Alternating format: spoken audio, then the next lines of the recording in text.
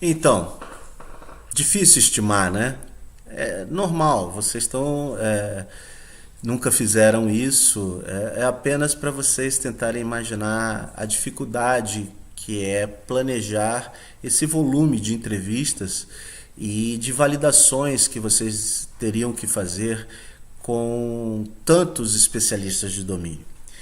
Bem, continuando com a nossa aula, nós vamos agora passar para uma análise desse planejamento de entrevistas. Mencionamos que o conhecimento do processo é fragmentado devido à especialização e à divisão do trabalho, como foi o caso do exemplo. Por esse motivo, as entrevistas devem ser realizadas com vários especialistas de domínio envolvidos no processo. Isso ocorre na maioria das modelagens de processo. Como o analista do processo ainda não entende os detalhes do envolvimento de diferentes especialistas em domínio, talvez seja necessário descobrir o processo passo a passo. Existem duas estratégias para agendar entrevistas. A primeira é começando do fim para o início, ou seja, eu vou para o resultado final do processo, o produto final, o resultado do processo, e venho vendo as entradas para as atividades que foram sendo feitas até gerar o produto final. Eu venho do fim para o início. E a outra estratégia é o contrário, é começando do início, do ponto de partida de um processo, avançando na sequência das atividades. Realizar entrevistas de forma direta, seguindo um fluxo, começando do início, na ordem como ele se desenvolve, nos favorece com essa percepção da sequência do fluxo. Isso é útil para entender que decisões são tomadas em cada etapa. O processamento do fim para o início também tem vantagens. As pessoas que trabalham em um processo, elas exigem que dados estejam disponíveis para o seu trabalho, ou seja, elas sabem que entrada elas precisam da sua atividade. E essa perspectiva facilita considerar o que deve ser alcançado nessa atividade para que essa última seja feita, ou seja, vir do fim para o início, favorece porque as entrevistas nos ajudam a capturar as entradas de cada atividade. Ambas as perspectivas são importantes ao entrevistar especialistas no domínio. Cada entrevistado deve ser esclarecido sobre o que com cada entrevistado nós buscamos esclarecer o que é esperado das atividades anteriores. Quais são as entradas para a sua atividade, né? Que decisões são tomadas nessa sua atividade? E que formato os resultados dessa atividade são encaminhadas para uma parte subsequente. Ou seja, entradas, decisões, saídas. Os desafios de descoberta que nós já estudamos, enfatizam que a experiência do analista de processo é fundamental para ele abstrair informações sobre como casos individuais são executados, visando construir modelos de processo significativo. Normalmente, o analista de processo reúne informações sobre o processo em entrevistas e depois organiza esse material de forma a construir um modelo de processo inicial. Como consequência disso, a entrevista de um especialista de domínio é muitas vezes realizada em diferentes iterações. Eu preciso validar o que eu percebi com esse especialista de domínio. Após uma entrevista inicial, os analistas de processo criam um modelo preliminar que então é discutido com o especialista de domínio em termos da sua exatidão e integridade.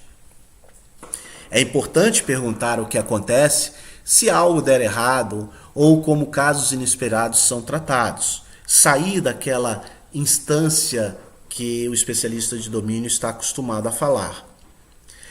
Essa segunda entrevista geralmente desencadeia outra rodada de trabalho, outra rodada de design, né?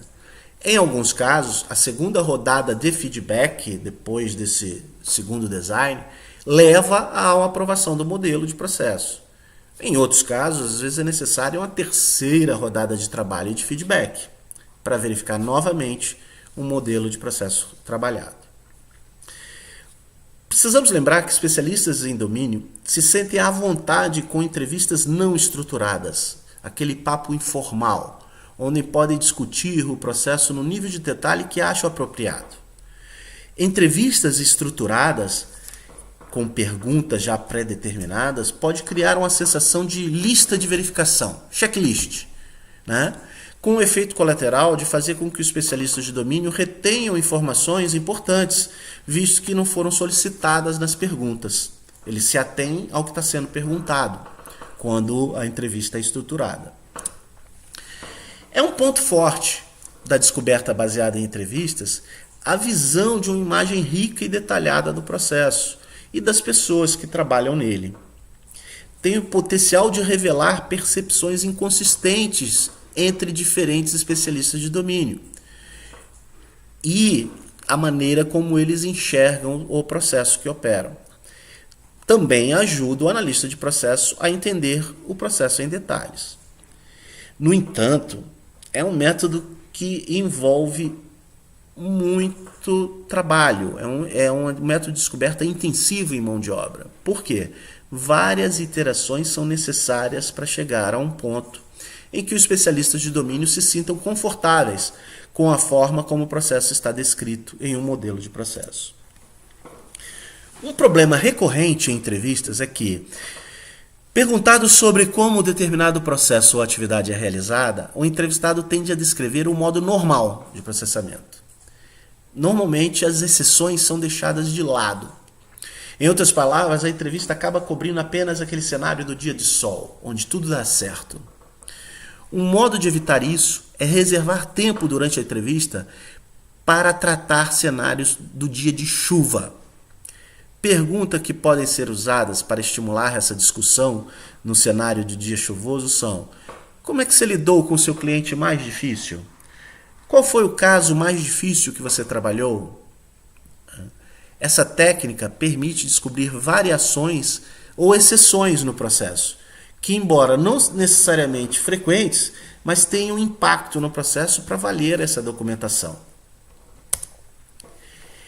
Bem, uma alternativa paralela, à iteração com os nossos especialistas em entrevistas é a iteração em oficinas ou workshops, onde nós reunimos várias partes interessadas para nos ajudar a coletar informações sobre o processo. A descoberta baseada em oficinas também oferece a oportunidade de obter um rico conjunto de informações sobre o processo de negócio. Embora não seja sempre o caso, a configuração pode ser organizada de tal forma que as contribuições já sejam usadas imediatamente para modelar o processo, como a figura está sugerindo. As pessoas vão falando e vão já vai sendo desenhado o processo. Em contraste com as entrevistas, as oficinas envolvem mais participantes e também um conjunto maior de papéis no trabalho. São necessários papéis adicionais para facilitar a discussão e, ao mesmo tempo, operar a ferramenta de modelagem. Então, normalmente existe um facilitador que cuida da organização das contribuições verbais, que coordena a fala de muita gente, muita gente participando, e um operador da ferramenta, sendo responsável por entrar os resultados da discussão na ferramenta de modelagem. Vários especialistas de domínio também participam, tanto quanto o dono do processo e o analista do processo. O envolvimento com esse extenso conjunto de pessoas requer preparação e agendamento cuidadosos.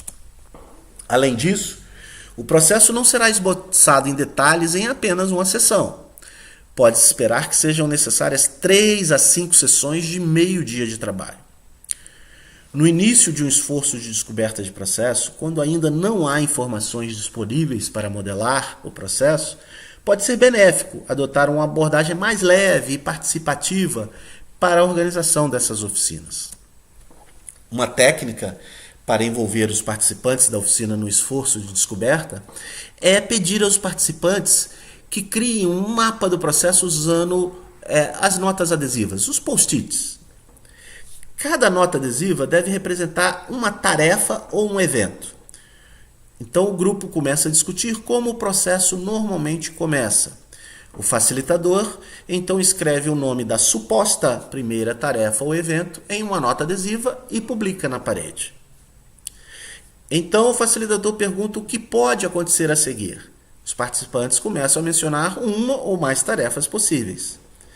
O facilitador escreve essas atividades em novas notas adesivas e começa a publicá-las na parede, organizando-as, por exemplo, da esquerda para a direita ou de cima para baixo, para capturar uma ordem das atividades. Nessa fase, nenhuma linha é traçada entre tarefas e nenhum gateway é descoberto. O objetivo é simplesmente construir um mapa com seu ordenamento temporal.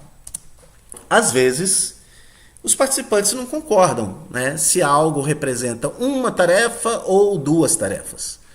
Se o desacordo não puder ser resolvido, as duas tarefas podem ser escritas como duas notas adesivas e essas duas notas coladas uma próxima da outra. O facilitador também precisa prestar atenção ao fato de que as tarefas que estão sendo postadas devem ter o mesmo nível de detalhe. Quando pessoas começam a mencionar pequenos passos, uma granularidade muito pequena, como colocar o documento em uma copiadora, o facilitador deve tentar aumentar o nível dessa abstração. No final, esse quadro de tarefas leva a um mapa que o analista de processos pode tomar como entrada para a construção de um modelo inicial. Vamos fazer um outro exercício. Considerem duas empresas. A empresa A, uma empresa jovem, fundada há 3 anos e cresceu rapidamente para um número atual de 100 funcionários. A empresa B, estatal, opera num domínio com alta regulação, várias normas de controle, etc., especialmente em saúde e segurança. Com essas características diferentes, como é que essas características diferentes podem influenciar a uma abordagem de descobertas baseada em oficinas? Como é que vocês acham que a diferença na cultura organizacional, nesse estilo da organização, podem influenciar em uma oficina? Faça o exercício e continuaremos com o próximo vídeo.